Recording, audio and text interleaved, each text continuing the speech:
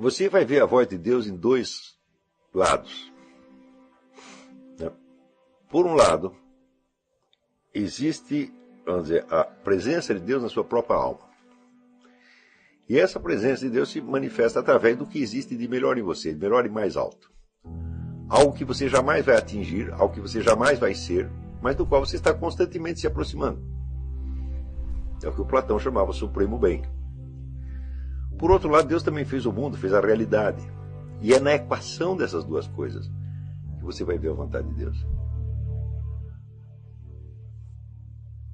Então, eu não estou dizendo que aquilo que você quer ser agora é exatamente a sua vocação, mas é a única pista que você tem. Você vai jogando com as duas coisas, com o que você quer e o que a realidade te impõe. Existe um outro exercício que é complementar a esse, que nós vamos fazer depois, não é para misturar agora. Que é o exercício de você aceitar 100%, sem nenhuma objeção, tudo aquilo que te acontece. E jamais reclamar. Nunca, nunca, nunca. Porque aquilo que acontece é real. E o real tem uma primazia extraordinária. Porque ele é a sede da verdade.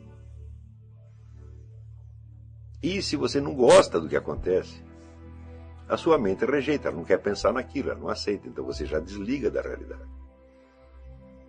Então, aceitar a realidade com plenitude é também um exercício.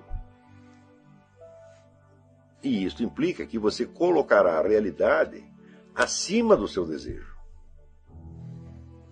Está compreendendo? E se você não faz isso, meu filho, você nunca vai conseguir distinguir o que é a realidade e o que você está superpondo a ela. Então, mas isso é um pouco mais complicado, né?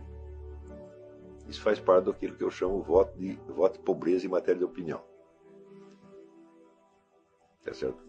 Mas, aí nós entramos num aspecto ético, de treinamento ético. Tá certo?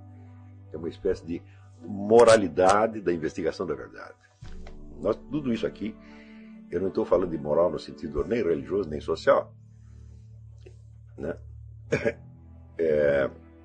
Estou falando apenas a moralidade inerente à própria prática da filosofia. A moralidade da investigação.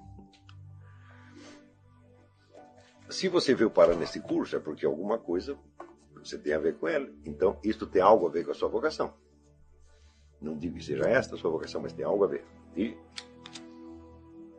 Bom, é ali que é neste ponto que você vai ter que cultivar suas virtudes. Não nos demais pontos. Porque você vai ver que, se você ler a Bíblia, você vai ver que na Bíblia não existe nenhum exemplo de perfeição quantitativa, exceto o próprio Jesus Cristo. Jesus Cristo tem todas as virtudes porque ele é Deus. Os outros só têm virtudes especializadas. Está compreendendo? E é em torno dessa virtude especializada que se constrói a personalidade. Por exemplo, como Abraão tem o dom da obediência. Obedecer, aconteça o que acontecer. Vai até o fim. Não interessa. Tem que matar seu filho. Não interessa. Vou fazer. Está entendendo? E bom, essa não é a única virtude existente. Não é isso? Por exemplo, Abraão não tinha a virtude de ser sincero com todo mundo. Ele enrolava as pessoas de vez em quando, né? Ele só era sincero com Deus. Os outros não. É isso? Então, em torno dessa virtude fundamental da obediência que ele cria a sua personalidade. Se ele fosse tentar ter todas as virtudes quantitativamente, ele ia quebrar o chifre. Isto não é acessível ao ser humano. Está entendendo?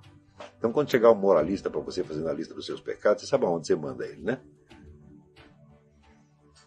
Esqueça isso, meu filho. Fala, não, olha, eu vou fazer isto aqui, eu vou fazer direito, eu vou oferecer isso para Deus o melhor que eu possa. E o resto vai do jeito que der. Entendeu? Se as pessoas te acusarem de não ter esta ou aquela virtude, né? Você fala, você não tem a virtude de não encher o saco, por exemplo. Tá entendendo?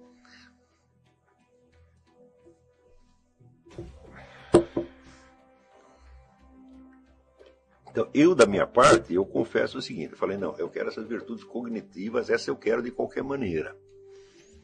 Porque isso aí é o que eu sou. E o resto vai como veio. Eu espero que essas que eu estou cultivando irradiem sobre os outros setores da minha personalidade e aos poucos vão melhorando, sem que nem eu mesmo perceba. Agora, eu não vou ficar pensando em tudo, não. Ficar pensando na minha perfeição quantitativa. Porque daí, em primeiro lugar, você vai se concentrar demasiado em você mesmo, você vai ficar um jeito vaidoso. Tá certo? Você está tão embevecido com as suas virtudes que você só pensa nelas 24 horas por dia. Quer dizer, você vai virar um chato. Então, veja que todas as virtudes que você encontra na Bíblia e nas vidas dos santos são especializadas. Você não encontra um sujeito que seja modelo de tudo. Está entendendo? Só Jesus, porque ele está no centro da humanidade. Nós não estamos no centro, nós somos aspectos, nós somos seres incompletos, nós somos seres mutilados. Esse ideal da personalidade perfeita, fechadinha e tal, né? O próprio Goethe cai um pouco nessa. É furado, não existe. Ortega y Gasset dizia o seguinte, gênio é aquele sujeito que inventa a sua própria profissão. Então, nesse sentido, você não tem que ser gênio, porque você tem que inventar meios de atuação que sejam completamente diferentes desses. E, portanto, você não tem que se amoldar em nada, absolutamente nada, ao presente estado de coisas. Eu tenho um amigo, Antônio Donato. Antônio Donato ficou anos estudando filosofia escolástica. Ele traduziu os comentários de Santo Tomás de Aquino, Aristóteles. Ele estava fazendo a faculdade de educação. Então ele decidiu fazer uma tese de mestrado sobre, chama-se Educação segundo a filosofia perênica, segundo a escolástica, especialmente Santo Tomás de Aquino. E ele fez uma tese de 1000 páginas com a bibliografia de 300. A tese de mestrado é 80, 90 páginas, não vai passar de 150. Chegou, botou aquele tijolo na frente dos professores, eles ficaram aterrorizados, aprovaram sem ler. Eles não tinham condição de julgar aquilo.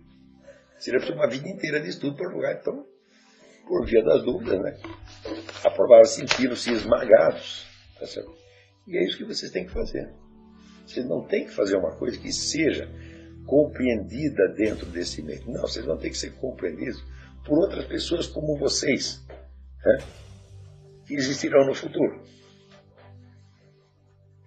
Entendeu? E nós temos que criar, vamos dizer, o nosso próprio diálogo que vai parar infinitamente acima das cabeças das pessoas hoje.